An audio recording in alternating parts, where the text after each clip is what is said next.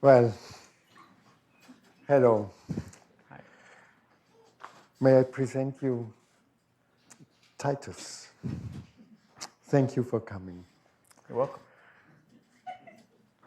Do you want to present yourself a bit, or to say something about yourself? Just that what you think would be helpful to know about you.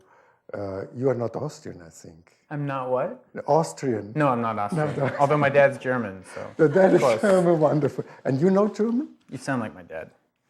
I do.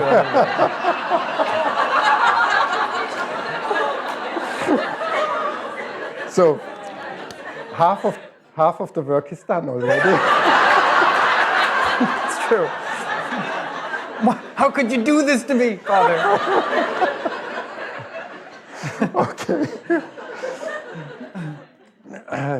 Good. You are from Vancouver? No, originally I'm from Minnesota, the United States. I moved here to go to school. Studied theology here in Vancouver. Mm-hmm. Yeah. And you are living since a longer time in Vancouver already? I've been here since 2001. 2001. So you are Canadian or? I'm a U.S. citizen. I'm a permanent resident in Canada. My citizenship here is pending. So. It's pending. Yeah. And emotionally? Wow. Well, after the election on Tuesday, no, seriously, I still feel probably way more American than I do Canadian. Oh, okay. At this point, that could change. But I value Canada a lot. So, would you like, I don't know, to say something more, just as you like? If you want to present yourself, I met you just before our talk. Yeah. And is there anything in particular you want to know about me? I mean, you want me to ask this may be a question in the question and answer section. Then the people will ask you. Yeah. Like address and so on. But this is not the content of our talk. Well, yeah, I mean, I guess, like I said, I moved here in 2001 to go to school to get a degree in theology, a master's. And I did that. I grew up with in a fairly religious home as a Christian. And so coming to Vancouver was a way for me to really own my faith and to kind of explore it. And it was an amazing experience to go to school there. So over that time, my views on God and life changed considerably.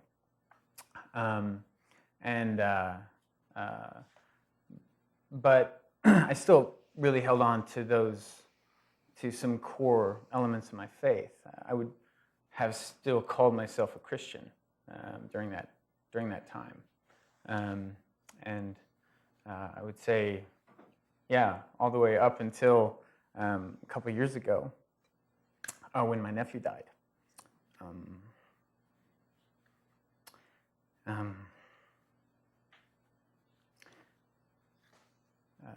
He's my brother's son. He was born with a congenital heart defect, and he lived through a lot of trouble, open heart surgeries and things like that for I don't know how many years of his life. Well, he died when he was 4. But for I don't know how many years of his life. Well, he died when he was 4.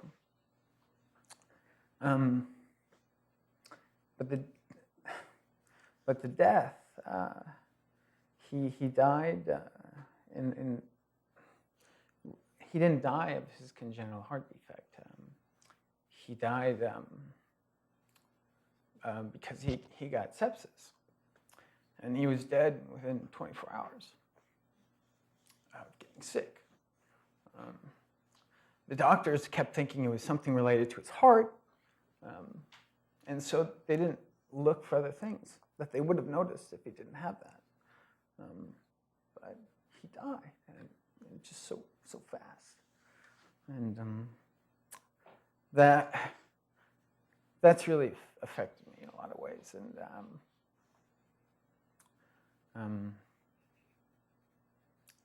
And not just, I guess, not just that. Like, almost even more so. My brother and I are really close. Like, he's one of my closest friends. So seeing the impact on him, I think, is almost as bad, if not worse, sometimes, especially now.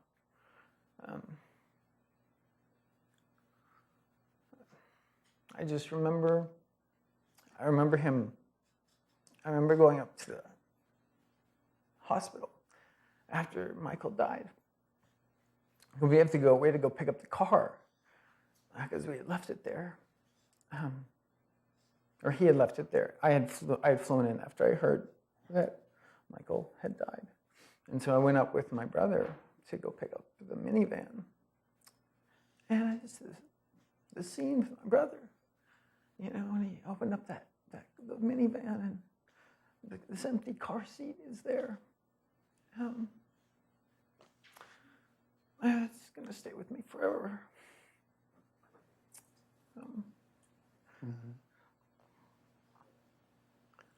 So this really impacted you and changed your life.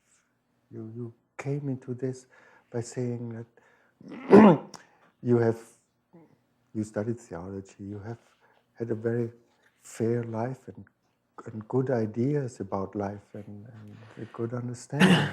Yeah, I mean, I think that's what makes it pretty tough in a lot of ways, because going from having a really big certainty about what's going to happen to me after I die, to being now, I'm just like, I don't know what the hell's happening. I don't know what's going to happen. And it scares me. I'm scared. Mm-hmm. I've never been afraid of dying before, because I knew where I was going. I knew what was happening to me. I mean, a lot of that changed over time, but the tipping point was really with Michael. Are you now scared to die, or? Yeah, I'm pretty scared to die. Yeah. I mean, I don't want to die. I like myself. I like who I am, and I don't want me. You talk about me. I don't want me to end. Mm-hmm. It's scary. And all because of the death of Michael. Could we say that, or are there other experiences which join this experience? Yeah, I mean, it's the things associated with Michael's death, along with seeing my brother and how he is now.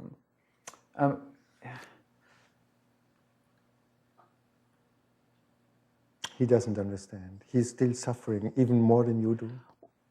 Well, I mean, he's going through a similar process or a journey as I am. Yeah. Except, I mean, his is just much more raw.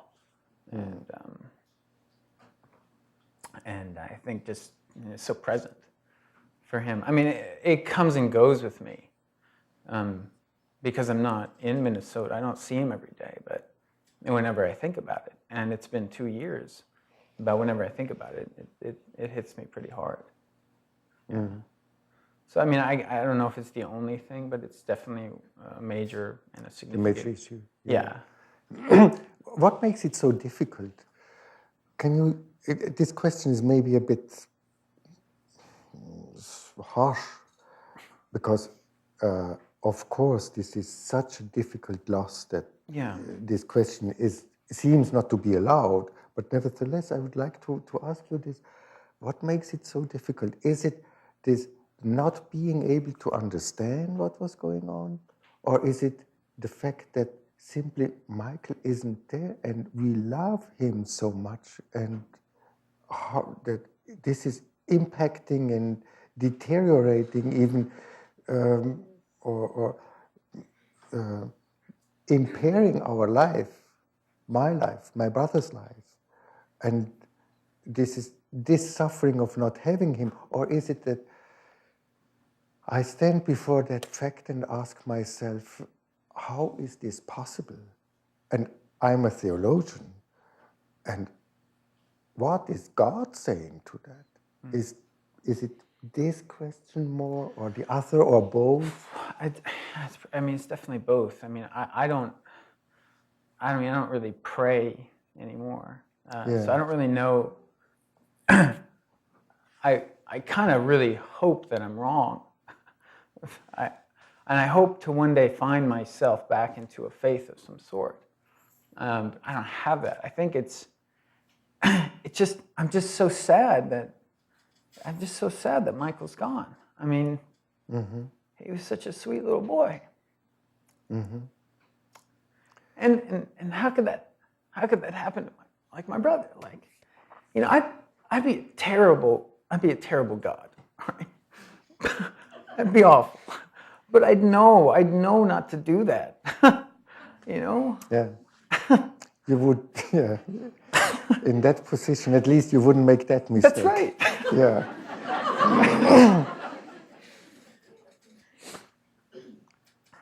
Yeah.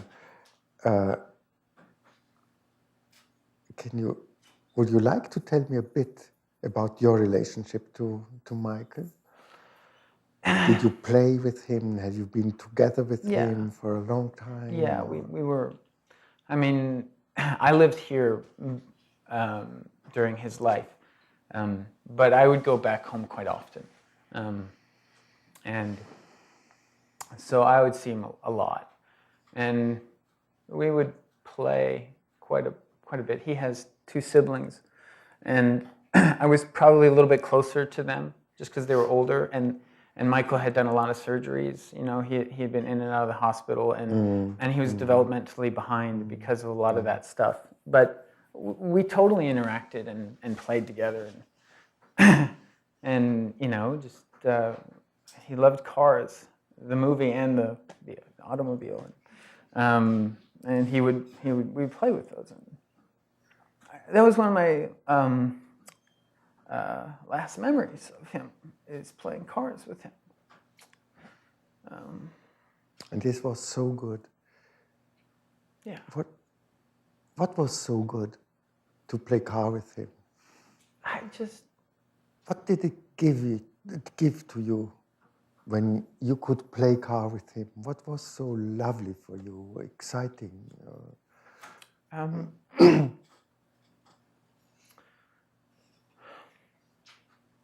Just to be excited with him about the things that he was excited about. To share that joy. Yeah. You know, just to do something that he wanted to do. Was it that experience, as maybe most of us know, that children can be so lovely present and with their heart and open heart, and that we are affected by them, by their joy of living? And was it that something, or? Yeah. No, I mean, yeah.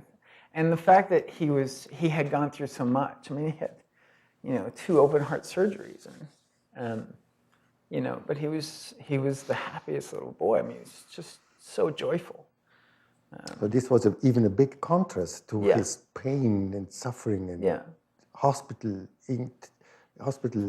time. Yeah. Totally. He was so joyful.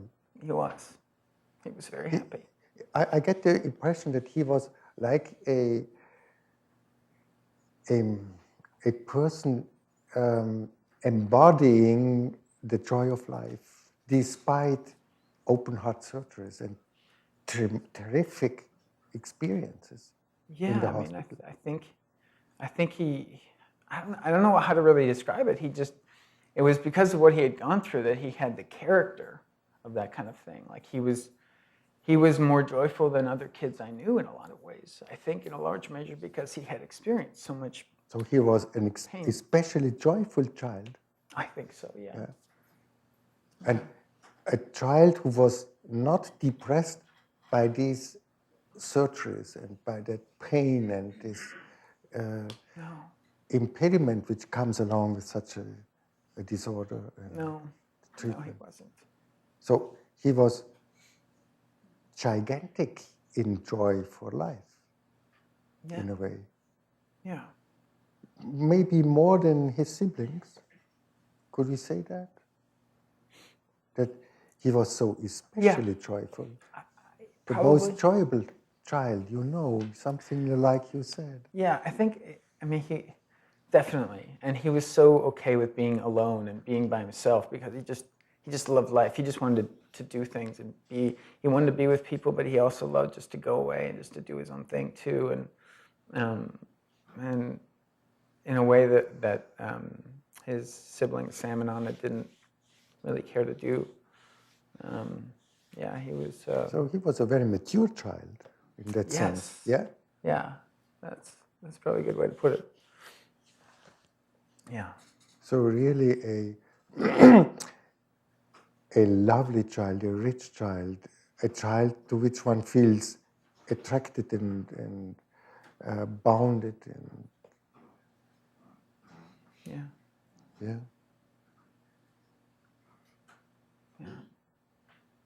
He was sunshine in your life whenever you met him, when you could play with him. Yeah.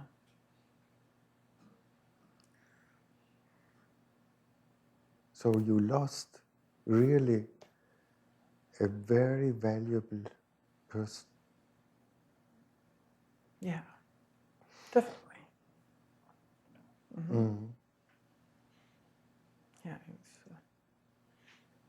he was important to me. He was important to you. If you say that he was important to me, what would you say? What was his message of life? What was his message to you? To me?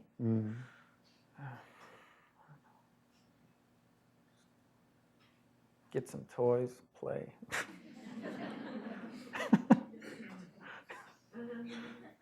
A very wise answer. Yeah, very wise. He would say, don't stop playing. Yeah. Titus, learn from me. Take this from me. Don't stop playing. Take some toys and enjoy life. This is my message for you. Yeah. This is what I stand for. This is what my existence was good for, to give you this message. Would this correspond to him? Yeah, I think so.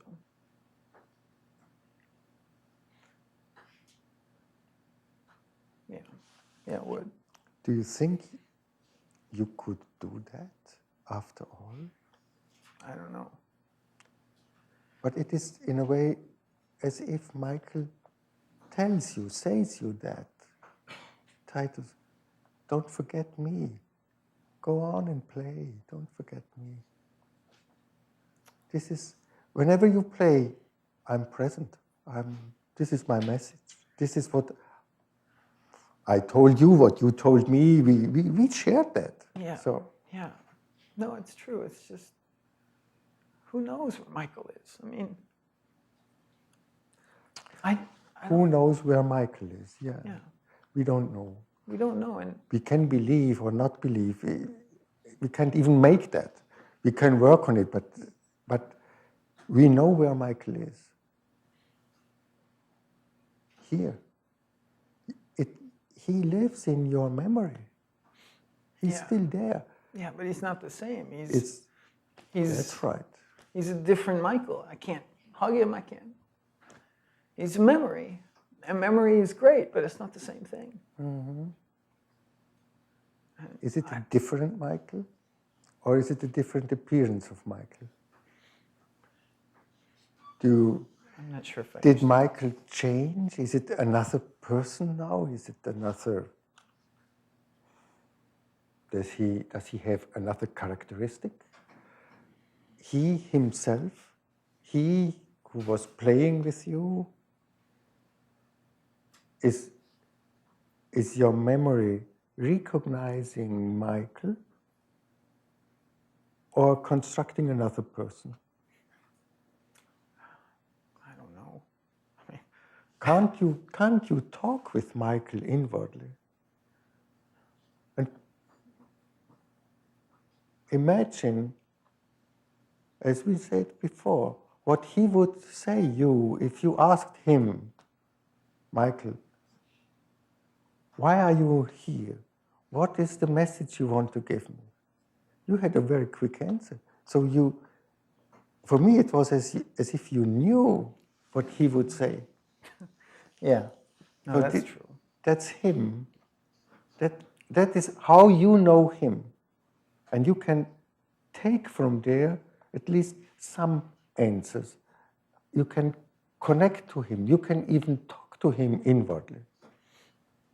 So within you, there is one representation. We don't know where Michael is. His body is under the earth. But he lived, he was here, and he is still present in your experience.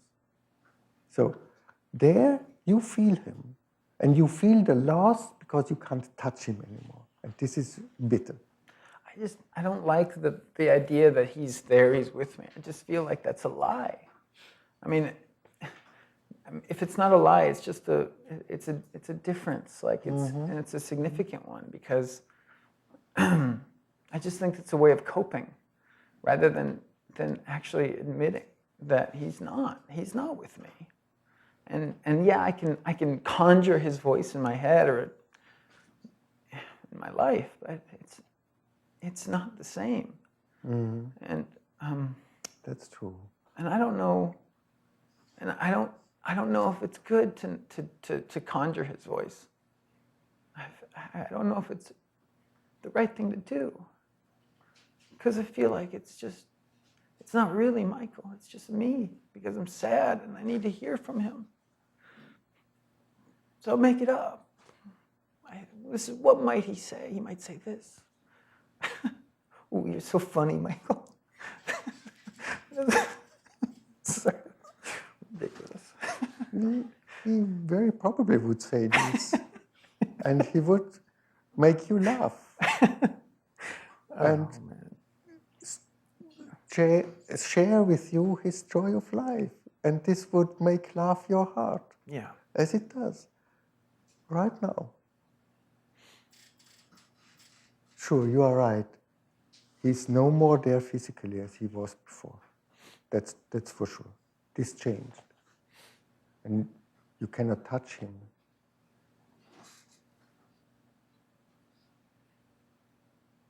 But you know, you still love him. There is still your love. And your love means him. I don't know. I mean, I loved him. You don't love him anymore? I loved him. I don't know if I can love him now, right? Like, and I think that's it's so hard. I wish I could. I mean, do you feel connected to him? I feel connected to my memory of him. To your memory of him? Yeah. Yeah, the memory is representing him because he's physically no more there. You had memories before when he was living, but these memories were constantly changed by the new encounters when you met him. Now these memories are no more changed. Yeah. They are fixed. Yeah. But in the memory, you still seem to me affected to him, related to him. How much would I like if he could be there, if I could play with him? Now he would be a bit older. We would go for a bicycle ride maybe or so. Would be wonderful. And I can't do that. And I loved to do that because he's a sunshine. He's a representation of joy of life, a pure representation of joy of life. And I don't have it. And this makes my life really poor. Here I lost a lot.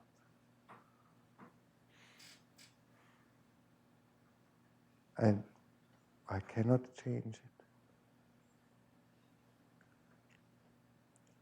Do you think you can let it be?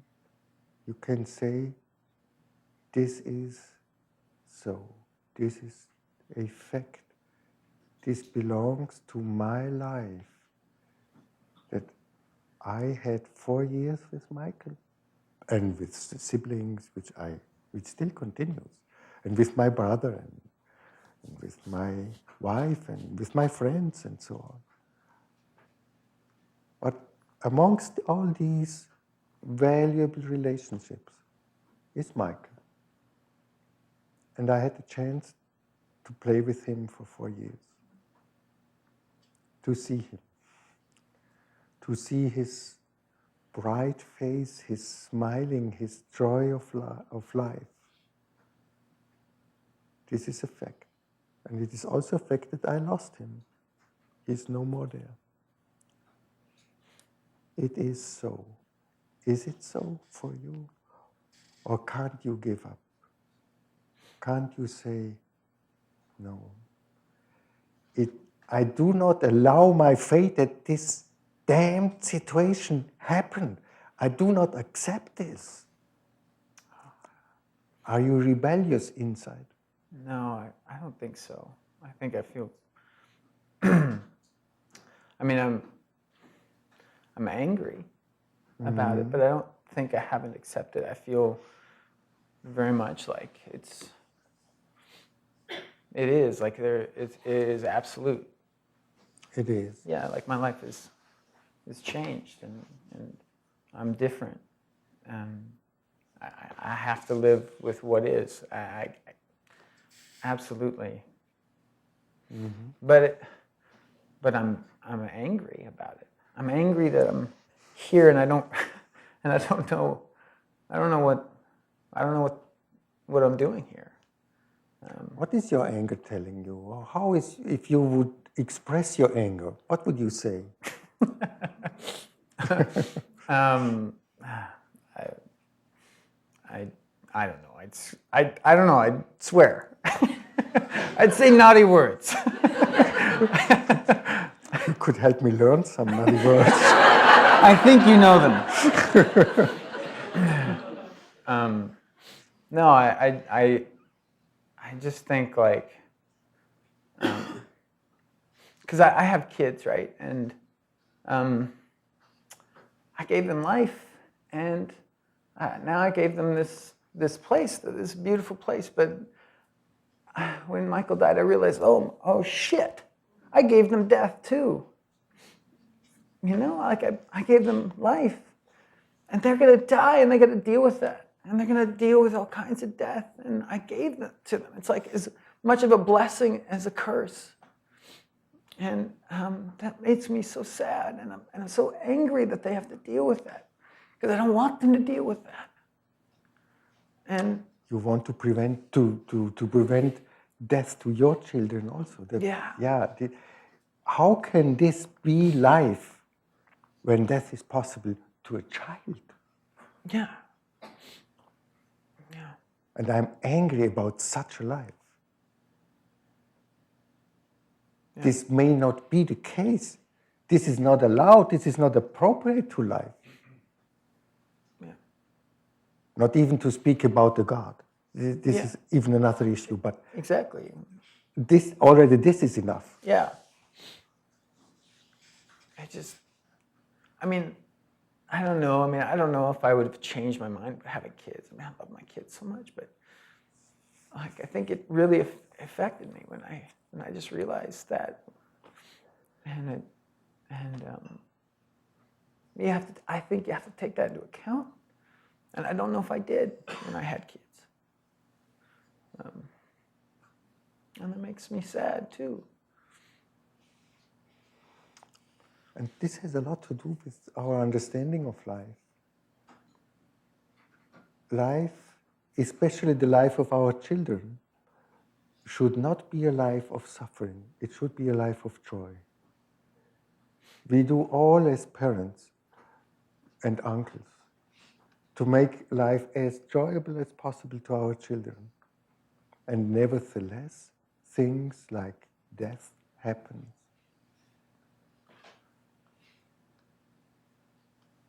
Does this really belong to life? Is life different than I imagine? Is life different than I wish it to be? How is life? Is life a right for happiness? Do we have that right of happiness? Yeah, I don't know. I mean, I feel like for me, that like I get the idea that we can make meaning for ourselves. Like I can find life meaningful because I say so, I declare it. But I have a hard time with that because of my history, my background, and how do I really enjoy being me, but I'm going to end, and I don't want to end. I want to continue. I want to persist. Mm-hmm. And the fact that I don't know if I will, and what I believe right now is that I might not, and that scares me, and so I don't know. Like it's a bit of a crisis in that way. Like I don't know I don't know if it's how to live my life. I don't know if I can be happy in that way. Like, I mean, I can be happy, but whenever I think about this, and then you forget your happiness. That's right. Yeah. And I think about it a lot. Yeah. And if life is not eternal, if a good day doesn't continue, what meaning does it have? Amen. That's the issue. This transitoriness of the situation. Yeah. We have now a good conversation, but it will end. Yes, it will. Sometimes we are happy when things end. I don't know how to take that.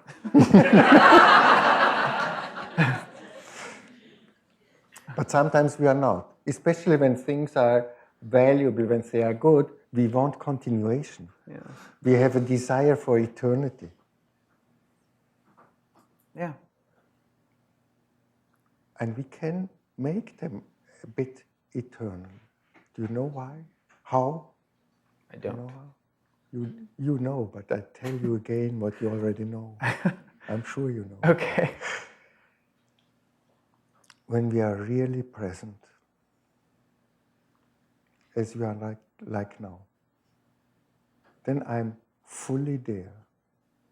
And when I'm fully there, totally engaged, committed, with inner consent, as I said before. When I'm really there, in that way. Code White, Providence, 10 Charlie. Code White, Providence, 10 Charlie. Code White, Providence, 10 Charlie.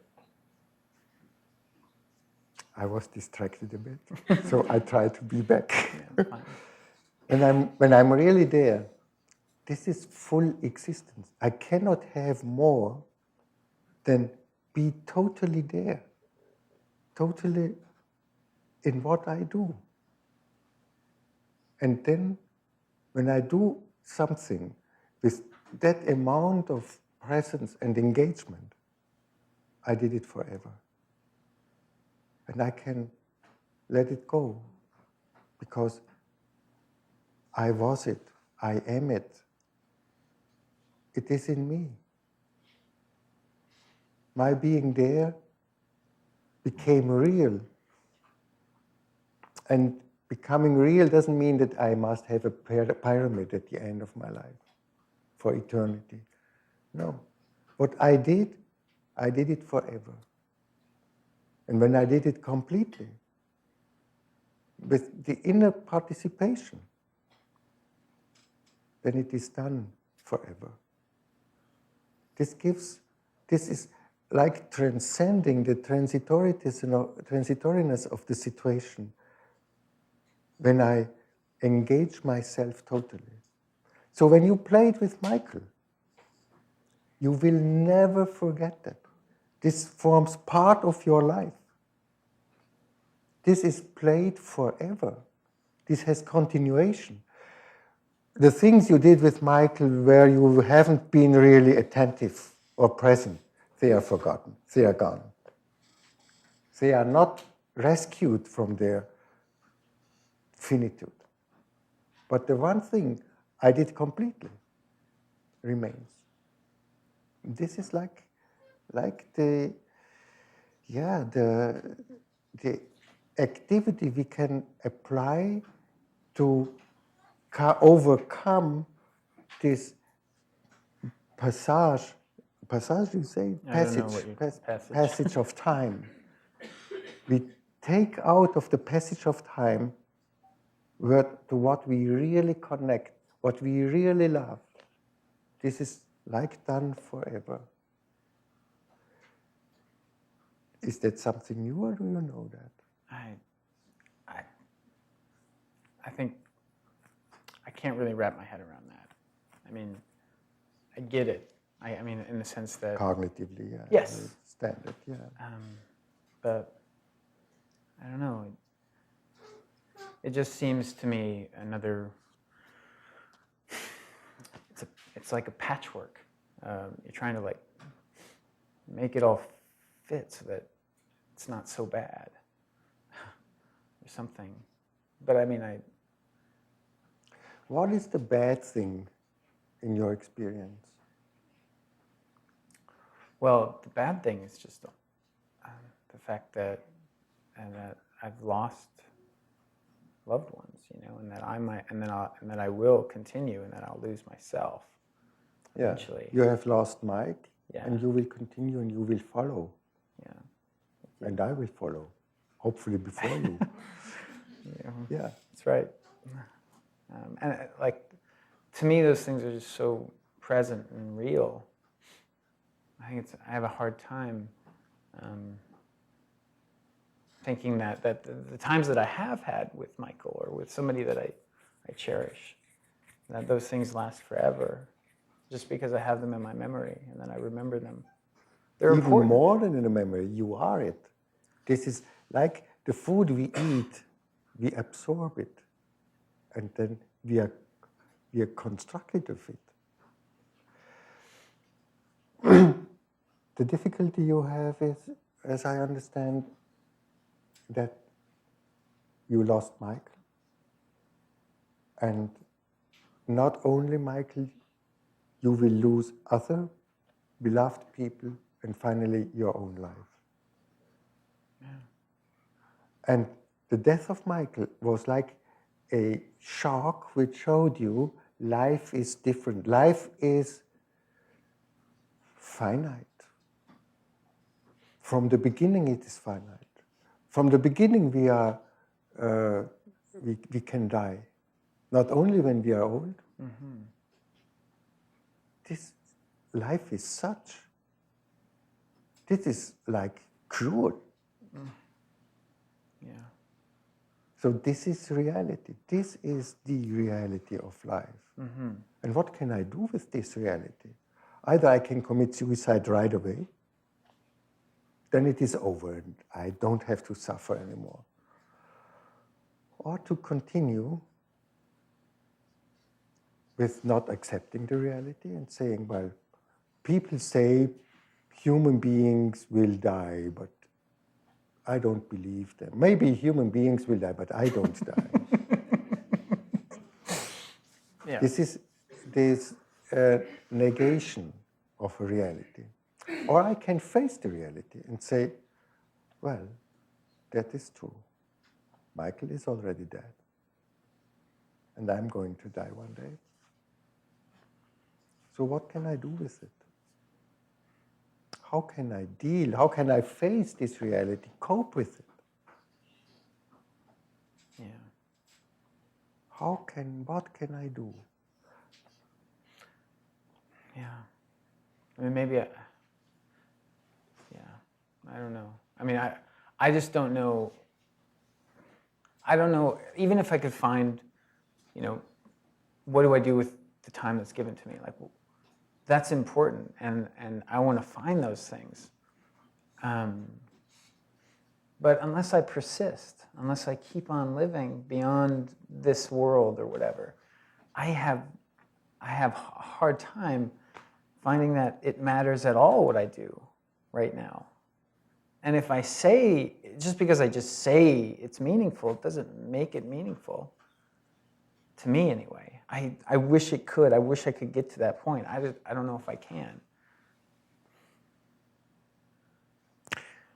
You possibly want to make your life, out of your life, a monument for others, that they consider it, that your life or what you produce is lasting longer? No, it's not really a matter of like that whatever I achieve or whatever. It's me. I want to continue. I want to be immortal. I don't want to die. I don't care if I do anything. I just want to keep on being me.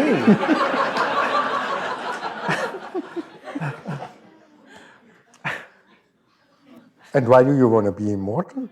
What is so funny and to be immortal? Well, I think it's just that I, like I said, I like myself. I enjoy spending time with me. So, I mean, that's really what it is. Like, I want to have a personality, and I want that personality to go on. And I want to think that that's what happened to Michael, because then I can experience that personality again. So you love life very much? I think I do, yes. So you have the feeling you can't get enough from this value with what life is? Yeah. And when you have a nice evening, when you do something which fills you with joy, have you ever been happy that you finished a work?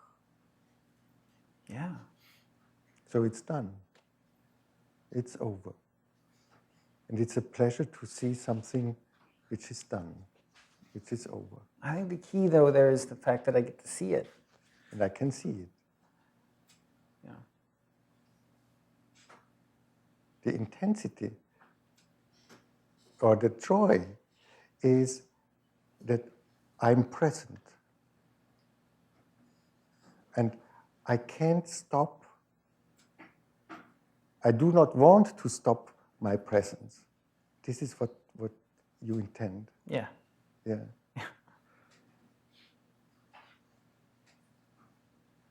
And even when things change, you have still a presence.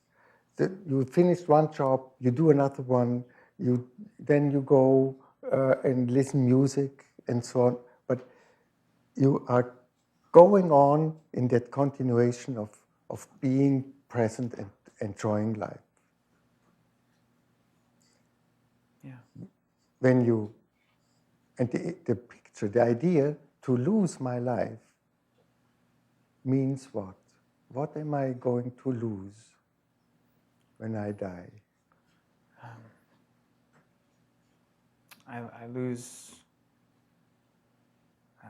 everything I mean, it's tough. I mean, it's an odd question, but I mean, because I don't know what I've lost. I'm no longer there, but if I were, I would say that I've lost everything that I love about myself and everything that I like about me, and I lost all those other people that I was connected to.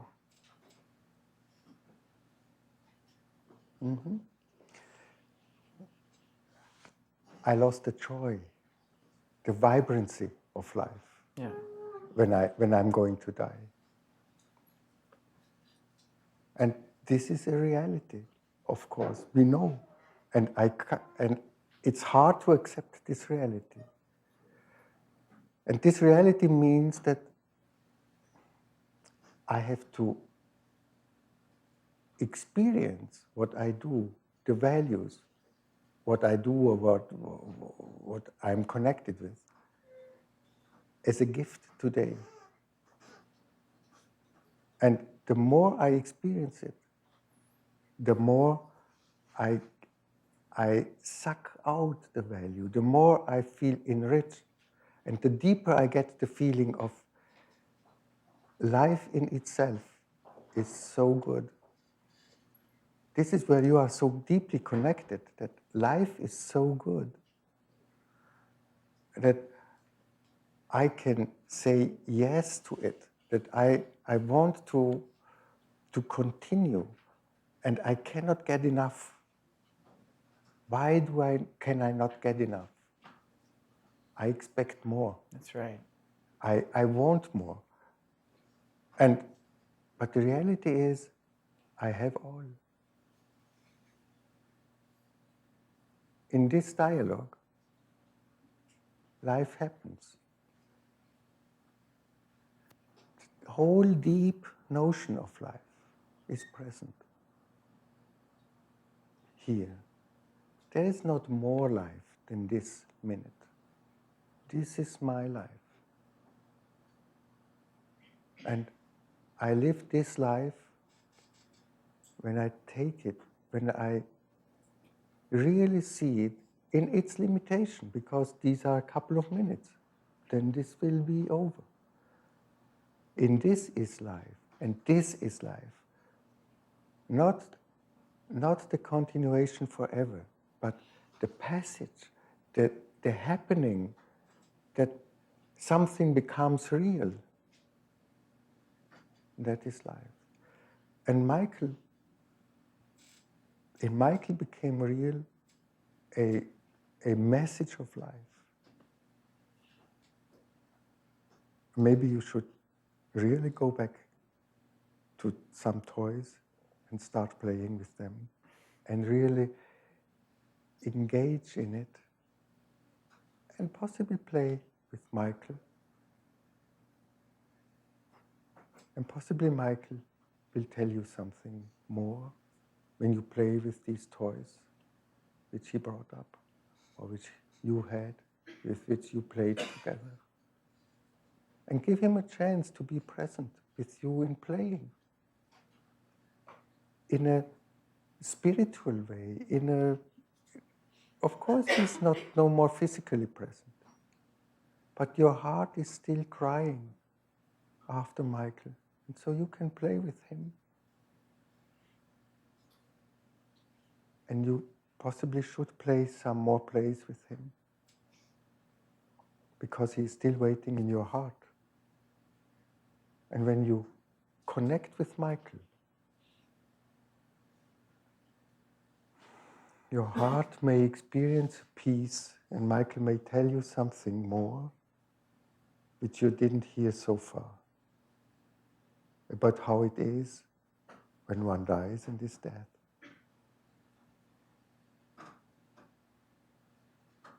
He was laughing in the sunshine boy even after terrible operations. And one could say the same thing. How is it possible? How can one smile? Isn't that tricky? Isn't that a betrayal when we are full of joy of life, suffering from such difficult events? And Michael told you, despite of it and with it, it's so good to have a day more to live, and we don't know how many days we have. And we would like to continue. But the message of life is like the message of Michael. Go on and play. Go on and do what you like so much. And do it with your wholeheartedly engaged. And then the finiteness of life is no longer so difficult, so hard to take, because I get so much. I get the wholeness, the richness, the full life when I play with Michael. I can't get more. I can't eat more. Life can't be fuller. And the more I have such experiences, the more I get full, satiated,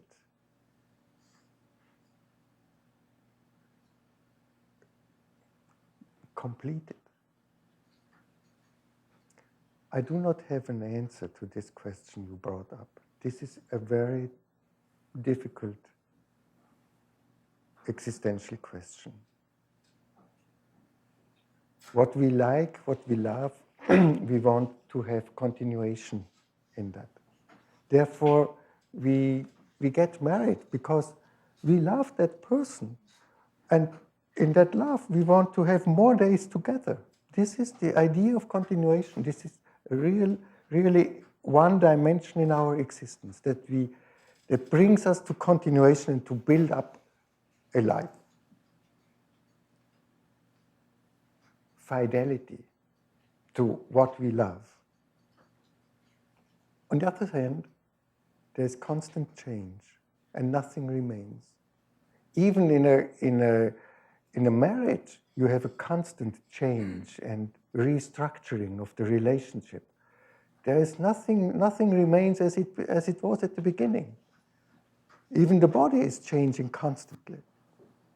So, despite of this desire for eternity, we have this constant change, which is also an eternal change. So we have two principles which fight each other. And so when we love life, we do not want to die. We want to continue. And it will be hard to die for most of us, maybe for everybody, because we have to give up relationship. We have to give up beloved people. To separate. This is one side. But on the other side, we can say, I was confidential, truthful to my life. I lived my fidelity and I was present. And I cannot eat more than what is giving me that moment and the next moment. And I don't need more. Because in that, what I experience when I play with Michael is the whole world. The whole world, and I don't need more than to play with it. How is that for you? That idea to go back and play with Mike. Yeah, I think it's a.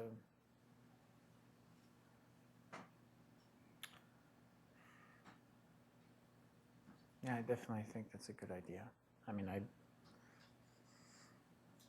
I'll always remember him, and I think about him often, and I think. I do think that his joy of life is something that is present for me a lot. And you are continuing it when you do so. There may be the anger which comes in between and may stop you by saying, well, I do not want to accept it. Yeah. But then I should ask myself, why can't I take the thing as it is?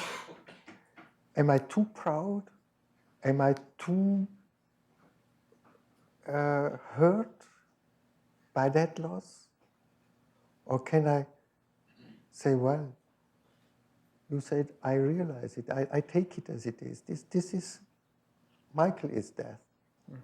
That's for sure. That's a reality for me.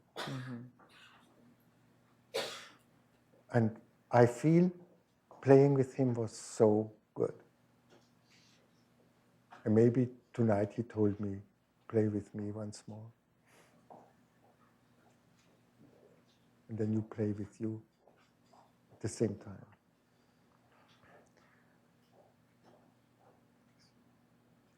I wish you could play with Michael. Thanks, Alfried. Thank you very much, Titus. Thank you, Alfried. Thank you.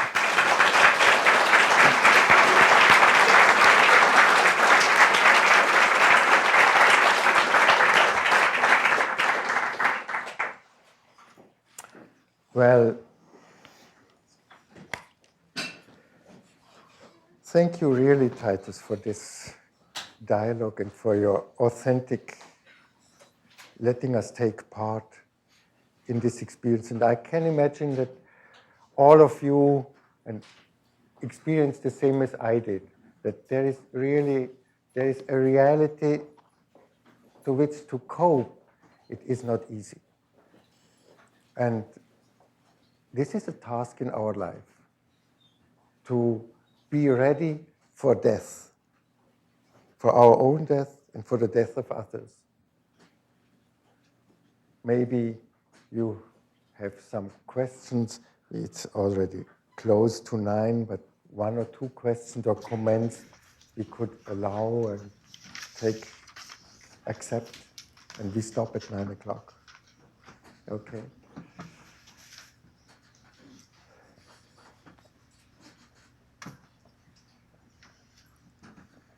What struck me most is this love for life. This not wanting that this quality, this beauty of life stops. And this cruelty of life which lets flourish a flower and vanish the flower every year, even in the brightest colors, like now in the fall. This circle of life, this change, this different appearance of things, which can make us crazy. But it doesn't make impossible that we are present nevertheless. There's one question. What struck me most was when you said, I've chosen to give my children life, but at the same time I've given them death. That's really powerful. And I wonder if at the root of this is a sense of responsibility, or the angst over the responsibility of having done or made that choice, not just for yourself, but for others. Yeah, I mean, yes, I think so. I mean, I feel the weight of having given my children life, and I don't really know what to think of it at this point. But it's done now.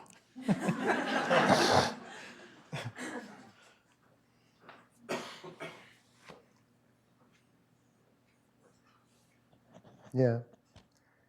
Giving life means giving death, because life is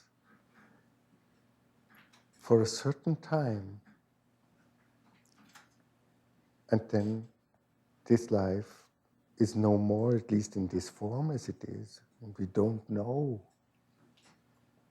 if there is life after death or not. We can believe it or not believe it, but knowing, we don't. But nevertheless, we can live with our whole heart in full presence and live with this inner yes, this inner consent, because then we are mostly present. And when we have been really present and taking part in the good sides and in the grief and in the losses of our life. Then we can one day more easily go and leave our life, because we have eaten from this table and we do not go away hungry from a table which is full of food. We took part, we participated as long as it was possible to us. We do not know how long. It is a gift. We can make use of it, and we can be grateful for it. This is what we can do. But we cannot dominate. And if we try to dominate, then we have a hard time, because life is stronger than we are. So I think this could be a good end. Or do you want to add something more? Nope. I want to add thank you again, Titus, for this beautiful talk.